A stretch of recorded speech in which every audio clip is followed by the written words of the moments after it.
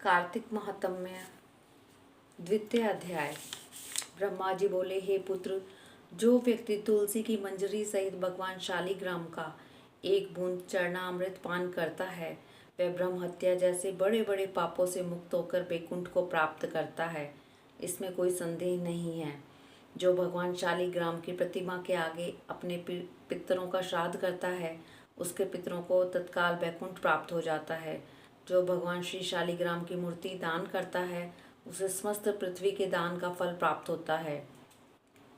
जो भगवान शालिग्राम की प्रतिमा को बेचता है वह महान कष्ट भोगता है। इसलिए श्री शालिग्राम की मूर्ति को बेचना नहीं चाहिए। श्री विष्णु भगवान का पूजन शंख के जल से करना चाहिए। श्री शिव जी का पूजन बिल्व पत्रों से, सूर्य का तुलसी से, गणेश जी का पूजन धतूरे के फूलों से, विष्णु जी का पूजन कमल के पुष्पों से तथा श्री महालक्ष्मी जी का पूजन मालती अथवा चंपा के फूलों से करके प्राणी परम पद को पाता है। परंतु जो भगवान को परम प्रिय तुलसी से भगवान शालिग्राम की पूजा करता है उसकी महिमा का वर्णन कोई भी नहीं कर सकता। इस प्रकार पूजा करने वाला भक्त जन्म मरण के अपार कष्ट से मुक्त हो जाता है। जिसकी मृत्यु तुलसी धारण किए हुए होती है वह जीव बिना किसी रोक टोक के सीधा वैकुंठ धाम को जाता है। जो तुलसी की छाया में अपने पितरों का श्राद्ध करता है उसके पितरों की अक्षय तृप्ति हो जाती है। तुलसी का सिंचन गंगा, यमुना तथा नर्मदा में स्नान के समान होता है। तुलसी का वृक्ष उगाने और सींचने से तथा नित्य स्पर्श करने से मनुष्य के मनसा, वाचा और कर्मणा तीनों प्रकार के पाप नष्ट हो जाते हैं। कार्तिक मास में व्रत करने वाला तुलसी जी का शांत चित्त से पूजन, प्रदक्षिणा और नमस्कार करके हाथ जोड़कर प्रार्थना करे। हे हरि की परम प्रिया, देवताओं ने तुम्हें बनाया और मुनीश्वरों ने तुम्हारा पूजन किया है। मैं भी तुम्हें नतमस्तक नमस्कार करता हूँ। जो प्राणी आंवले के पत्तों और पुष्पों से भगवान का पूजन करता है अथवा आंवले के वृक्ष के नीचे बैठकर भगवान का पूजन करता है उसको स्वर्ण के फलों और फूलों से पूजा करने का पुण्य फल प्राप्त होता है। जो मनुष्य द्वादशी को तुलसी तथा आंवले के पत्तों को तोड़ता है वह घोर नरक भोगता है।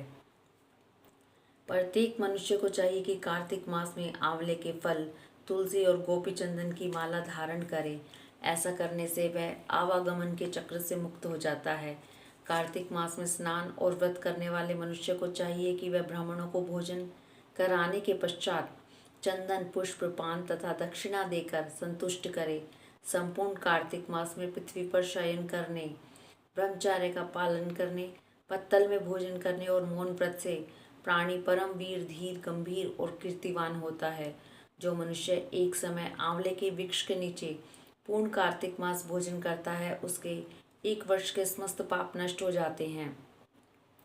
व्रत करने वाले को शहद, कांजी, दाल, तेल, कच्चा भोजन, दूसरे का अन्न तथा कोई भी तामसी तथा बुरे नामों वाला भोजन नहीं करना चाहिए।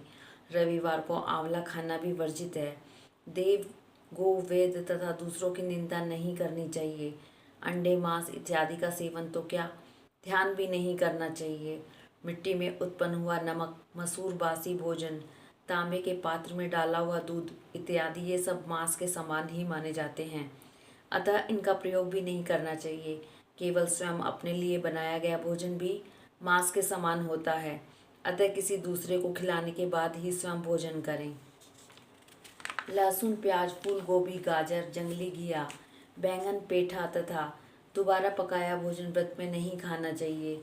रजस्वला, स्त्री, मलेच्छ, पतित तथा पाखंडी आदि से भूलकर भी बात नहीं करनी चाहिए। एकम को पेठा, दूज को बैंगन, तीज को गोभी का फूल, चौथे को मूली, पंचमी को बेल फल, छठ को कलिंदा, सप्तमी को आंवला, अष्टमी को नारियल, नवमी को जंगली घिया, दशमी को परमल, एकादशी को बेर, द्वादशी को मसूर, त्रयोदशी को पान, चतुर्दशी, अमावस्या तथा पूर्णमासी को किसी भी फली का साग भूलकर नहीं खाना चाहिए। इति द्वितीय अध्याय समाप्तम। हरि ओम तत्सत।